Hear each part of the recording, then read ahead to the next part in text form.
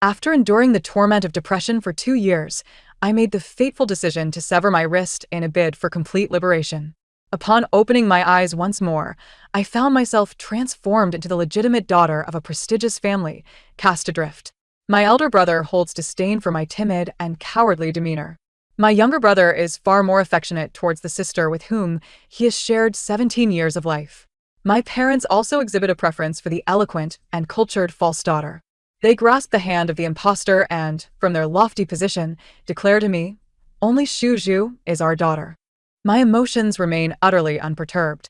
Perhaps I shall seek liberation once again. Such a life stirs not a shred of will to survive within me. I sat on the curb, lost in contemplation, pondering which would be a more dignified exit, leaping from a height or succumbing to a vehicular mishap. Suddenly, a van approached, and I found myself forcibly taken inside by 2 robbers. One of them brandished a fruit knife, pressing it against my throat, his voice trembling as he declared, "Don't move. This is a robbery. Hand over all your money. I'll call your family and demand a ransom of 10 million. He continued, "You'd best cooperate, or my knife does not discriminate." I gazed at them with a maternal smile, filled with an unsettling calm. Cooperation? I was incapable of such a thing. Instead, I lay down on the ground, turning my head to expose my left carotid artery. "Go on, my friend, stab here," I urged. My serenity seemed to astonish the 2 robbers. One of them, displaying a degree of professionalism, quickly resumed his intimidating facade. "Who do you think you're scaring? You think I want to do it?" he growled. "Believe me, I could end your life right now." At his words, my eyes sparkled with a strange delight. "I believe you, big brother. Go ahead, cut here. Just don't miss." Mistaking my words for provocation, the robber shot me a glare and retreated to his seat, ignoring me thereafter.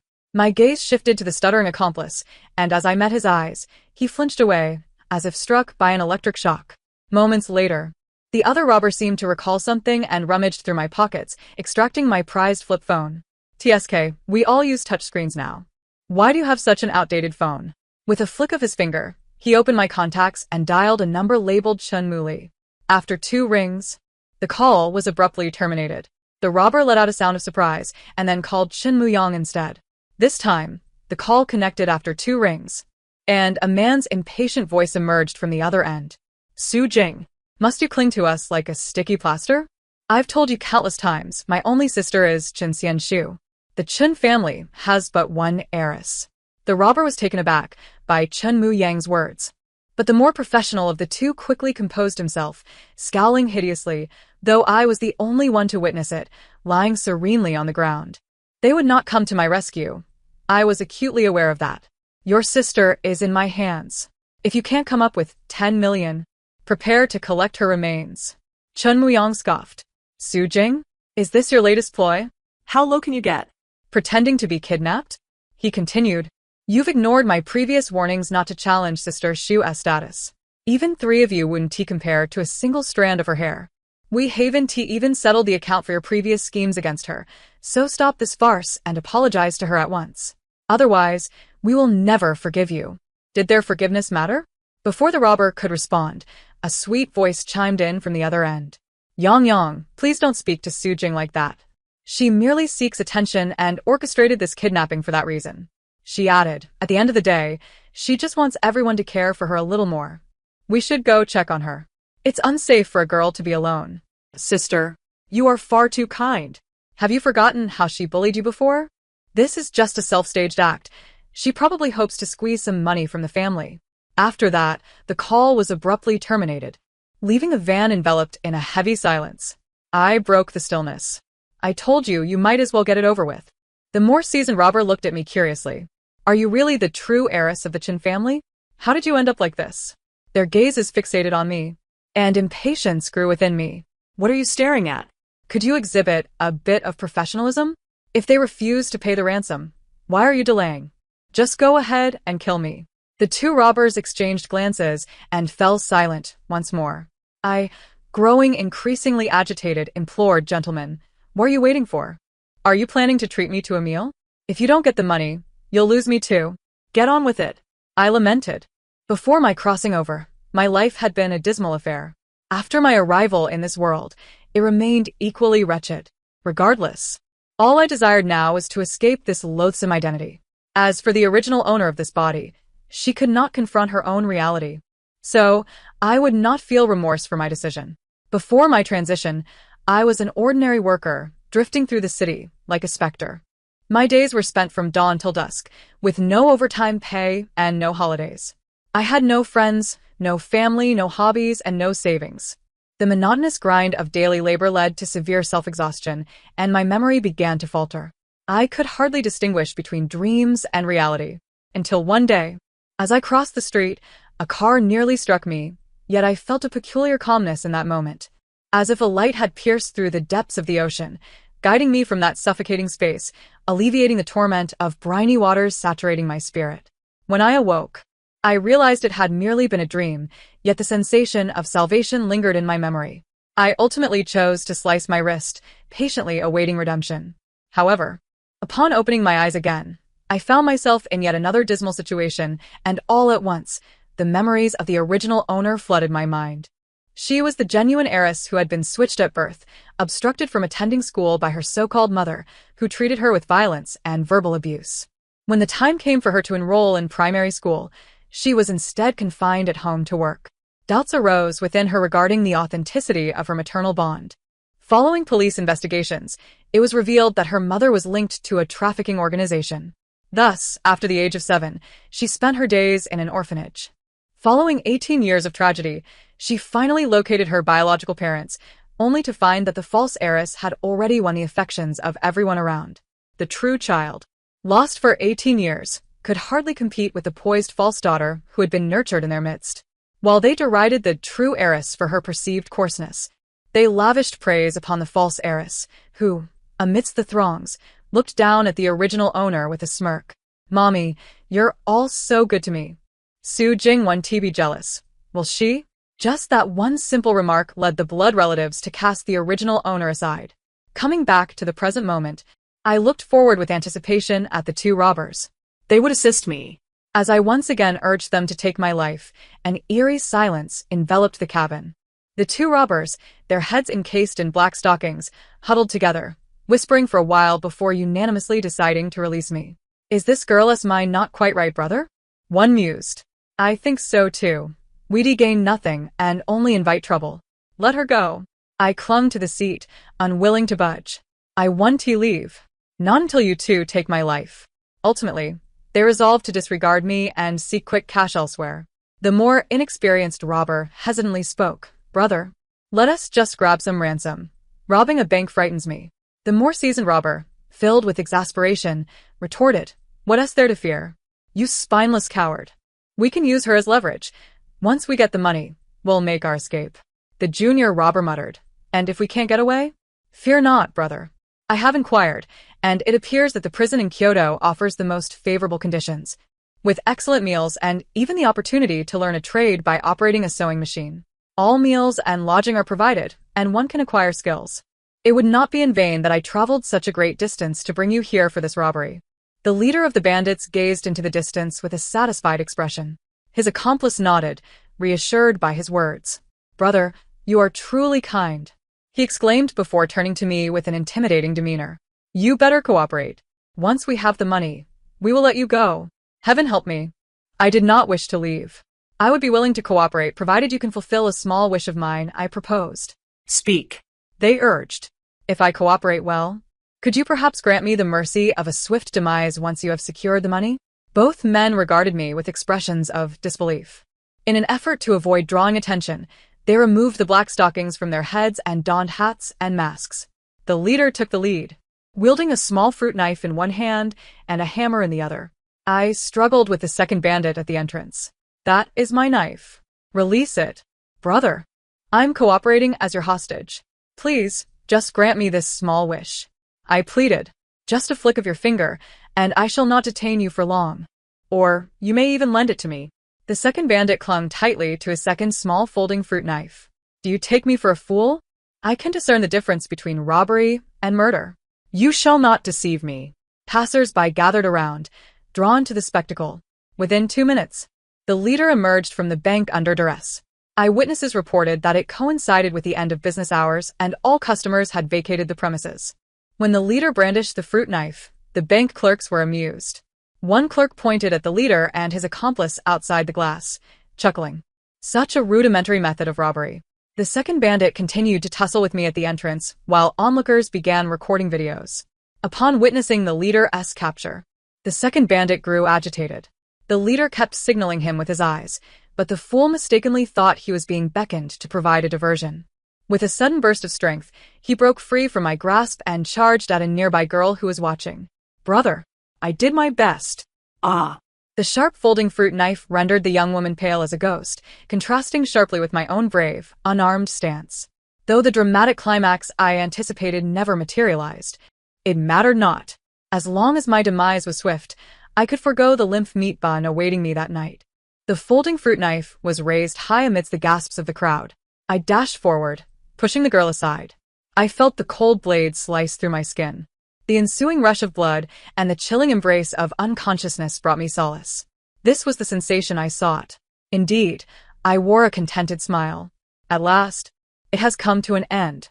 My body slumped, and as I slowly closed my eyes amid the girl's panicked and helpless gaze, I heard her scream. "What are you waiting for? Call 120. Someone save him." I opened my eyes once more.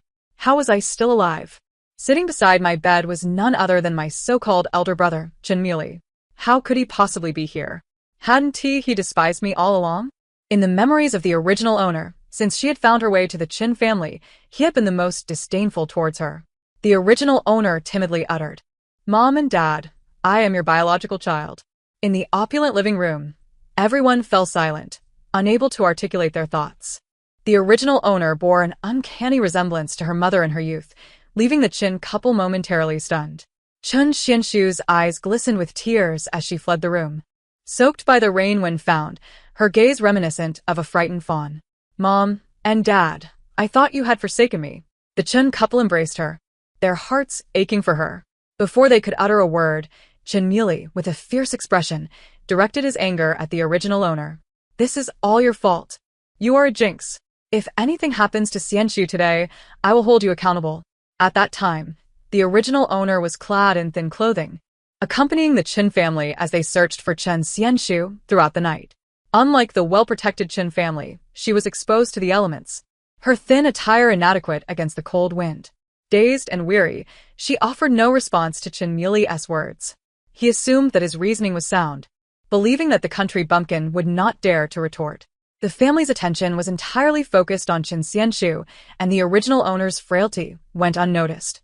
Perhaps because no one cared. Such a timid and unremarkable presence was met with disdain by the Chin family. When Chun Muyang returned home and learned of the incident, he treated the original owner with even greater contempt. Thus, the original owner endured a year of domestic violence, humbling herself to appease them, only to have her efforts met with increasing disdain and scorn from the Chin family.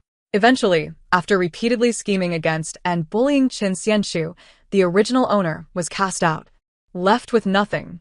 Even the clothes she had brought were discarded rather than given back. The original owner lost everything, and my acceptance of her fate was even more tragic.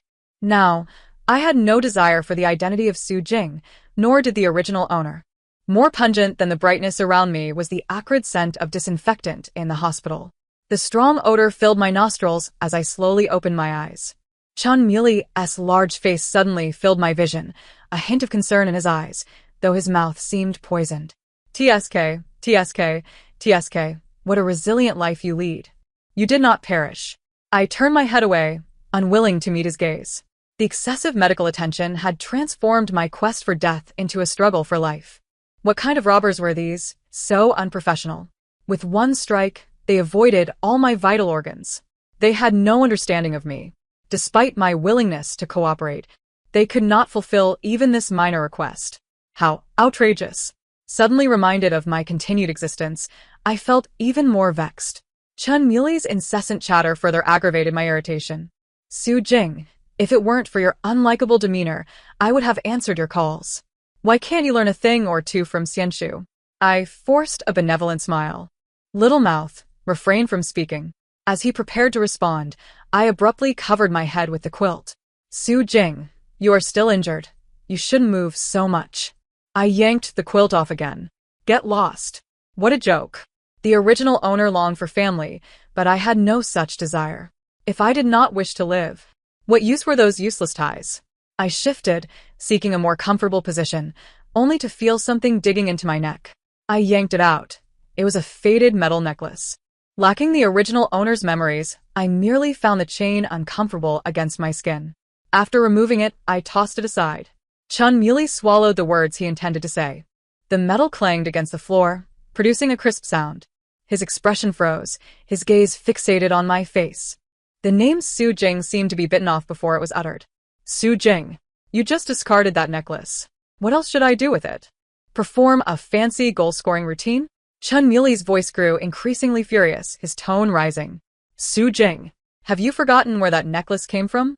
I placed my hands on my abdomen, confirming the location of my wound before calmly responding, I have no recollection. The original owner's memories persisted. But with so many events to recall, how could I remember where a faded metal chain came from? I was too lazy to ponder it. It was inconsequential. Chun Muli was seething with rage, panting heavily. Oh, so the play is being performed so splendidly now, is it? He exclaimed. Those robbers were hired by you, weren't they? The purpose was to evoke our sympathy and lure you back to the Chin family. Let me tell you, it's impossible.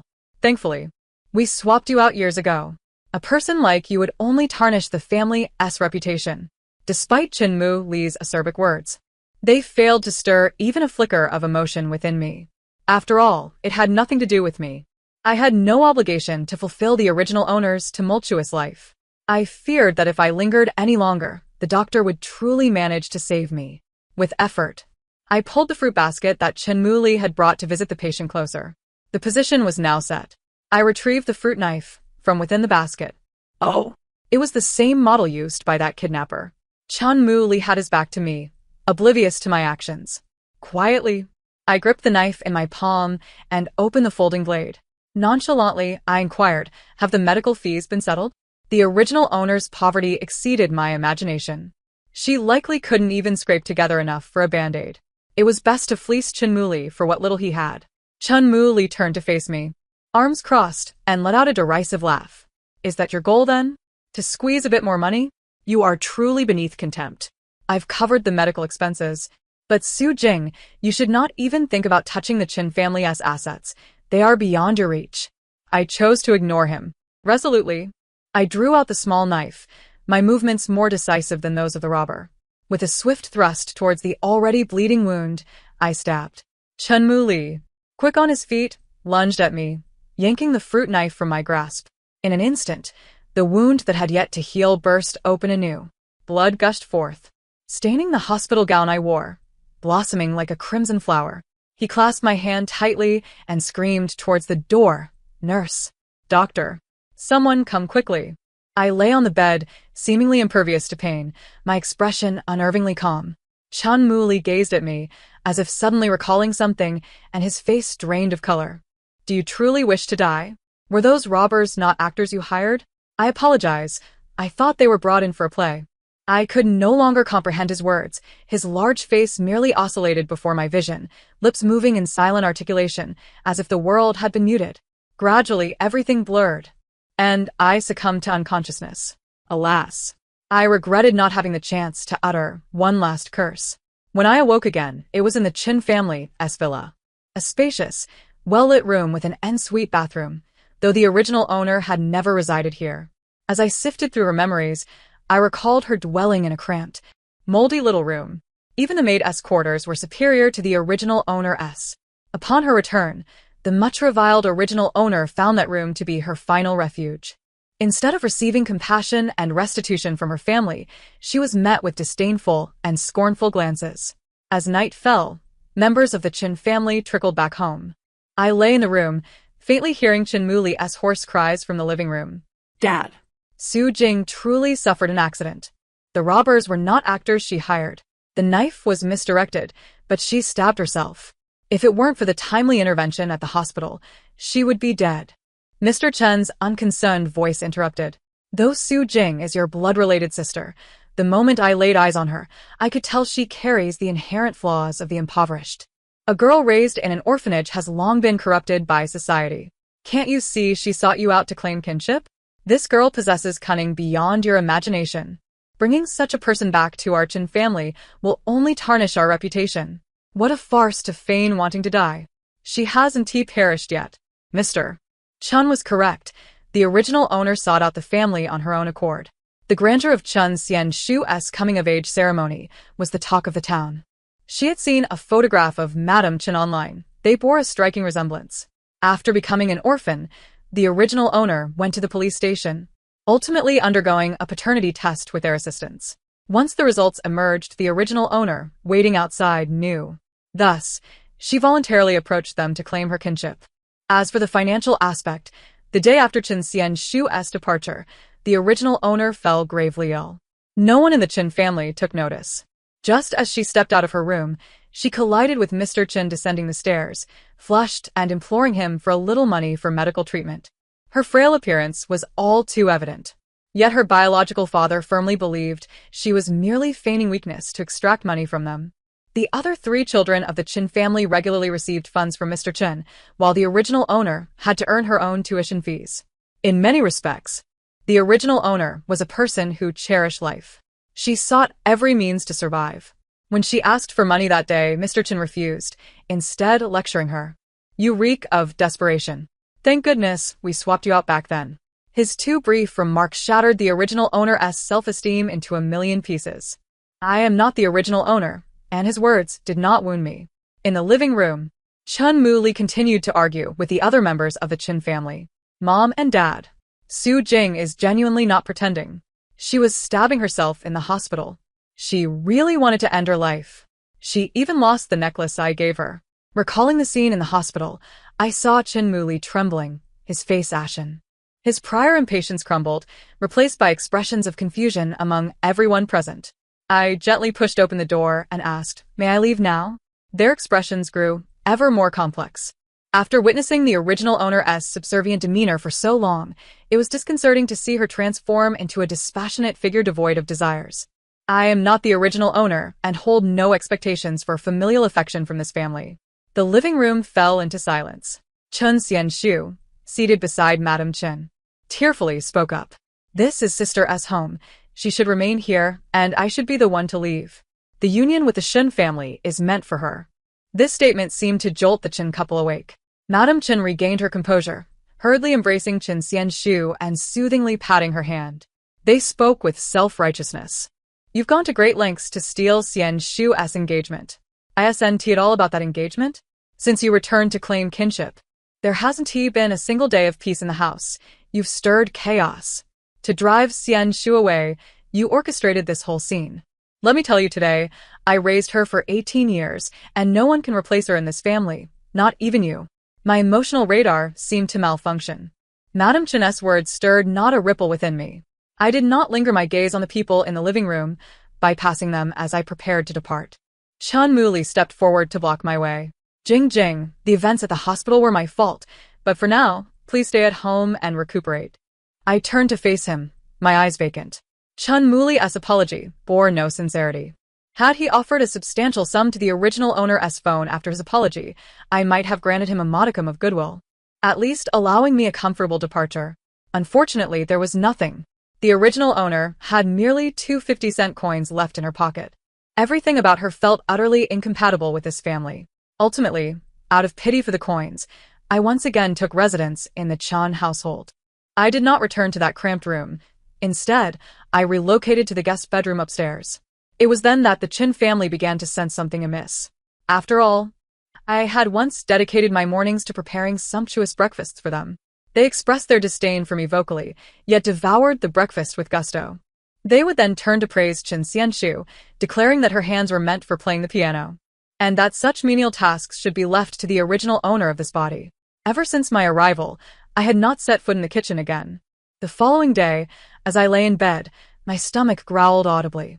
The emptiness brought on by hunger compelled me to abandon the notion of starving myself. I rose and descended the stairs. Standing on the staircase, I overheard Madame Chun lamenting about me. What a lack of upbringing. What time is it? Making the whole family wait for her. Chun Xianshu, standing nearby, kindly interjected, "Mother, after all, my sister is injured." "Xianshu, you are too kind. That injury of hers is probably feigned, merely a ploy to usurp your engagement. Why do you speak up for her?" Upon seeing me clutching my stomach as I made my way down, Madame Chen imperiously commanded, "Su Jing, prepare me a breakfast." Years ago, Madame Chen had been a formidable career woman. After suffering a stomach injury from socializing excessively, her standards for breakfast became exceedingly high. The original owner was well aware of this and had taken it upon herself to prepare the nourishing meals that Madame Chen favored. I cast a cold gaze over her. "Madame Chen, I am not here to apply for a maid's position. Should you require my services, please compensate me at market rates." Chun Xianshu, ever the opportunist, chimed in with feigned innocence. "Sister, how can you speak to mother like that?" Shifting my gaze to her, I spoke calmly. "She is your mother, not mine." Madame Chen stood frozen in shock, not so much at my refusal to cook, but rather at my unwillingness to call her mother any longer. When they had cast out the original owner, she had cried out for her mother in desperation. Now, those hopeful cries had transformed into the emotionally detached Madame Chen. I ventured into the kitchen alone. A glance around revealed that every cabinet containing knives was securely locked. Chun Muli was indeed cautious. I then turned to the dining room, taking a cold egg and some bread off the table to satisfy my hunger. Chun Xianshu, noticing my disinterest in fawning over Madame Chen, as I usually did, sidled up to me with a smirk. "Sister, I know you have feelings for the Shin family's elder brother, but father still believes in our union. Please don't blame him and mother, all right?" After saying this, she fixed her gaze on me, anticipating my indignant reaction, questioning her audacity to claim what was not hers, and presenting herself as the hapless victim, thus portraying me as the villain. Yet, her words ignited a spark of inspiration in me. Chun Muli had been watching me too closely. Even a brief visit to the restroom was met with loud knocks at the door. I had no opportunity to escape. If they became engaged, I could exploit the chaos to my advantage. The union between the Chen and Shin families had long been arranged, merely awaiting the parties to reach the age of 18 for the engagement. In the opulent banquet hall, Chun Xianshu stood resplendent in a haute couture gown at the center of the stage, the spotlight illuminating her as envious gazes converged upon her. A beautiful piano piece enchanted the audience. I sat in a corner, plotting my escape. As the performance concluded, Chun Xianshu gracefully approached me, lifting her gown. "Sister, did you enjoy my performance?"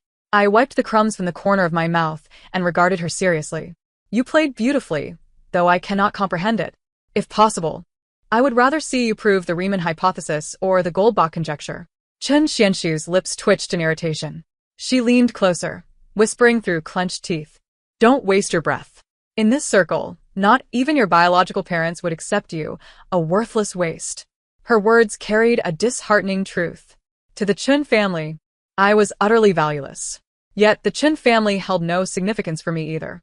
Around us, people began to gossip without any regard for my presence. "Is this the Chun family's biological child?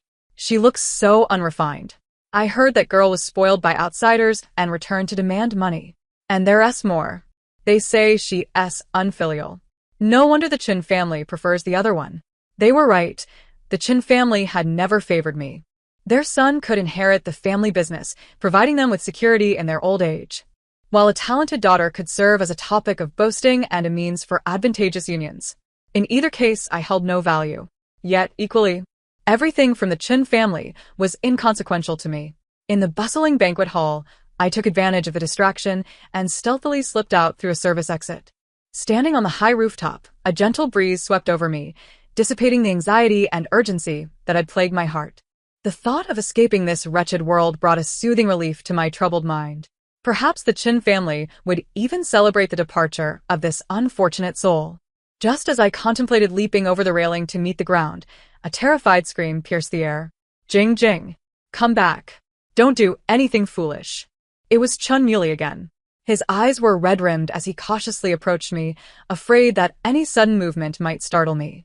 His face was awash with concern. "Jing Jing! Listen to your brother. It's too dangerous. Come down quickly." As he spoke, he continued to inch closer, arms outstretched as if to catch me. I stared at him in confusion. Did he not despise me?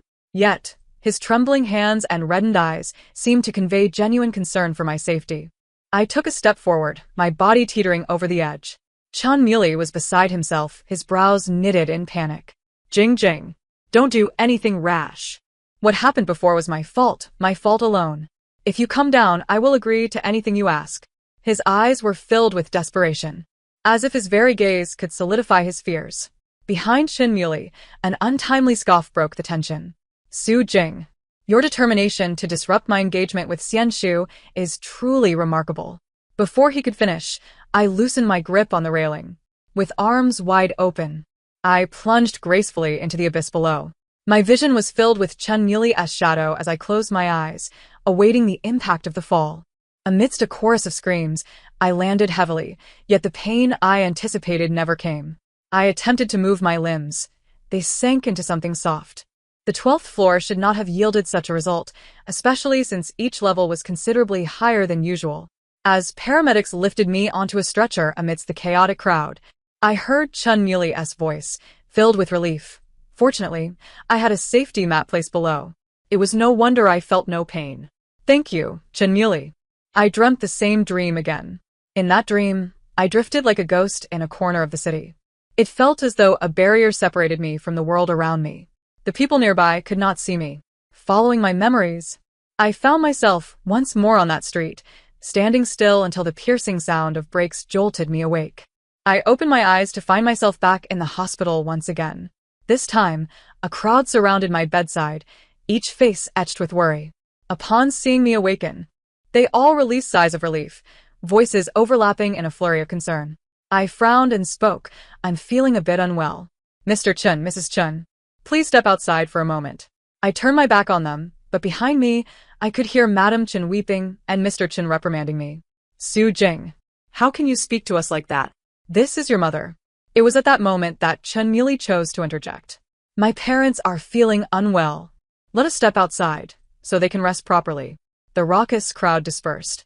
I surveyed the hospital room, which appeared to have been specially treated, with the windows sealed tightly. It was likely for this reason that they could depart with ease. Even by the late hours of the night, slumber eluded me. Nestled in the hospital bed, I stared blankly ahead. I placed a hand on my chest. My heart still beat. Yet, why did I feel so suffocated? Suddenly, a sharp pain pierced my heart, as if an invisible hand had gripped it tightly, rendering it motionless. I lost track of time. The door to the ward swung open forcefully, and a blurred figure appeared before me. He advanced, seizing my wrist and, through gritted teeth, demanded, Su Jing, what mischief are you up to now? His hands tightened around my wrist like iron chains, seemingly intent on crushing it. If only those hands would wrap around my neck instead. Perhaps I could traverse the bridge of hell tonight and vent my frustrations to the original owner of this wretched life. The newcomer did not receive the answer he sought. In a fit of rage, he hurled me back onto the bed. Su Jing, Shuju has already informed her parents that she intends to transfer the engagement to you. What are you still scheming about? After returning from the hospital, Shuju has been unreachable. She left her phone in the bedroom. Did you have someone abduct her? At this, I snapped back to reality.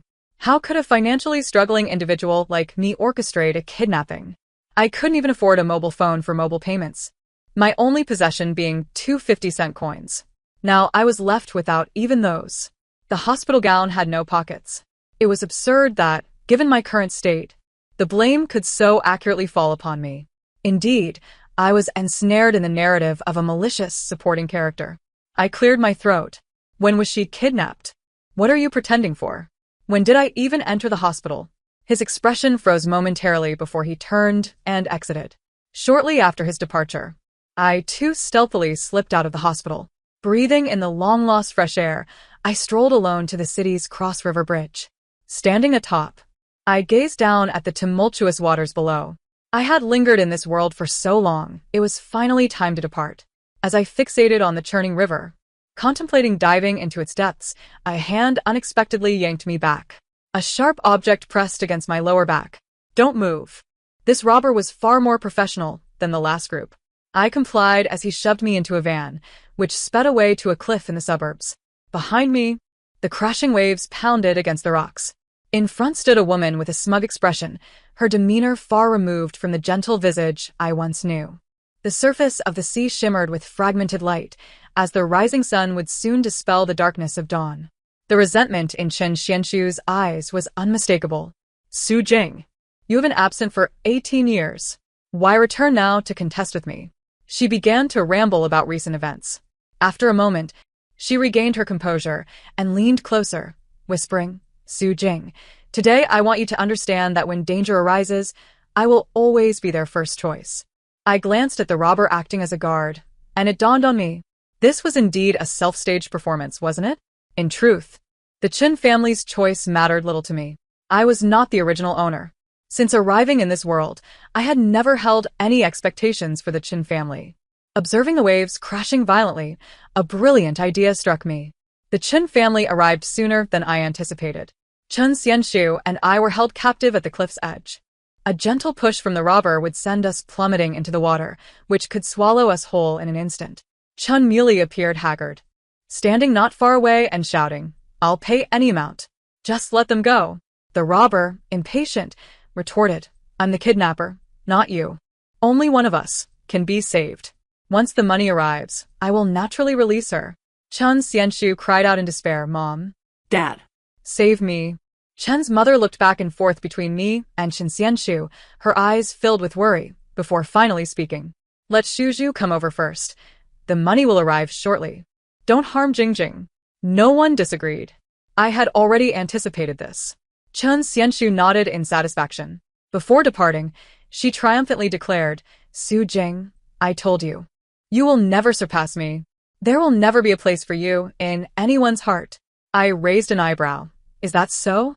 The sun gradually rose, casting a golden sheen across the sea. Chen Xianshu had already hidden herself in the embrace of her parents, weeping. Chen Muley looked at me anxiously. "Jingjing, don't be afraid. The money will be gathered soon. I will definitely save you." Chen's mother echoed his sentiments. "Jingjing, mother will save you." I remained unnervingly calm, my heart as still as water, gazing at everyone. No need. Everyone's expressions froze. I wanted to say something, for myself, for the original owner. After all, there would never again be anyone named Su Jing. "Mr. Chen, Mrs. Chen, you needn't waste your money on me. My name is Su Jing. I do not share your surname. You do not favor me, and I equally despise you. During my year in the Chen household, I have never harmed Chen Xianshu. If you do not believe me, you may check all the surveillance footage." Chen Muley's face turned pale, as if sensing something, his eyes filled with increasing confusion. I scanned each face before me. Amidst the screams of the crowd, I turned and leapt. The wind whipped around me, causing my clothes to rustle. I felt like a small stone plunging into the rolling waves. In the distance, I heard someone shout, "Didn't he Miss Chen say it was all an act? Now someone's really going to die. What should we do?" The voice grew fainter. The moment I hit the water, a surge of seawater invaded my nostrils and mouth. My previously clouded mind suddenly felt light. Scenes from my past flashed before me like a rapid slideshow. From the orphanage to the Chen household, from the Chen household to being cast out onto the streets. I finally understood why I had felt like a ghost in my original world, because it was a world conjured from my immense suffering, a world that had never existed. I drifted through the city, like a wisp of a soul, fantasizing about a mundane life of solitude. The concept of transmigration had never truly existed.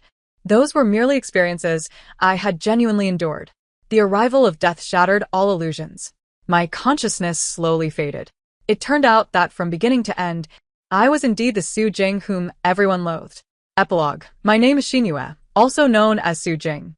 I was rescued by the young lady I had inadvertently saved outside the bank. It sounds convoluted, doesn't it? To put it simply, I saved her, and she saved me in return. At this moment, Lin Jiji sat across from me, scooping spoonfuls of ice cream. She bit her spoon, her gaze unwaveringly fixed on me. After a prolonged silence, she finally spoke. "May I ask you about some recent perplexities?" I set down my juice and nodded. Mrs. Chen received an anonymous paternity test, which confirmed that Chen Xianshu and Mr. Chen are indeed father and daughter. Mrs. Chen created quite a scene and expelled Mr. Chen from the board. That makes sense, considering Mr. Chen was originally adopted and later took on Mrs. Chen's surname. But how can you be certain that Chen Xianshu is related to Mr. Chen? I, too, took a spoonful of the ice cream in front of her. She cast a reproachful glance at me. It is not difficult. Logically speaking, if parents were to discover that the daughter they had raised for 18 years was not their biological child, they would undoubtedly rush to reclaim their true offspring. Yet, they disdain their biological daughter, finding her unrefined, and wish to remain estranged. Mr. Chen evidently harbors an even greater aversion towards his biological daughter than Mrs. Chen, subjecting her to relentless belittlement and suppression in daily life. So, why did you ultimately choose to leap into the sea? Could you not simply unveil the mystery? Lin Jiji scooped another spoonful of ice cream, and I followed suit, disregarding her accusatory gaze. I continued, rather than revealing the truth in a tepid manner. It is far more impactful to create a commotion. I am uncertain whether Mrs. Chen would show mercy towards her husband of many years and the daughter she has nurtured for 18 years. Only in my absence would she resort to a desperate gambit. When you were at the bank, did you genuinely wish to save me? Or were you merely seeking the identity of a savior to compel me to assist you in the end? I paused for a moment before smiling at her. A blend of truth and fabrication. At that time, I did not recognize that individual as the eldest daughter of the Lin family. I truly desired to leave. But during my coma in the hospital, I heard you grasping my hand, saying that as long as I was alive, there was hope and you would help me. Lin Ziji seized my hand tightly. Su Jing, if that knife had been positioned just a tad more off, you would have lost your life. I earnestly explained. I understand. I am always exceedingly cautious. Death is not a solution. It is a coward's means of escape. And the demise of the weak stirs no remorse in the strong. I do not believe that my death would awaken them, considering how they treated me while I was alive. I only know that the one who can rescue myself from peril is me. I stepped forward and embraced Lin Jiji. Thank you. Thank you for lending me a hand during my most challenging times. Otherwise, it is likely that there would not be anyone named Xinhua today. Lin Jiji smiled gently. Your new name is quite lovely. The wild geese call, and the sun rises anew. I shall become the morning sun, and the dawn I await shall inevitably arrive. The end of the text. Thank you for listening, and I look forward to our next story.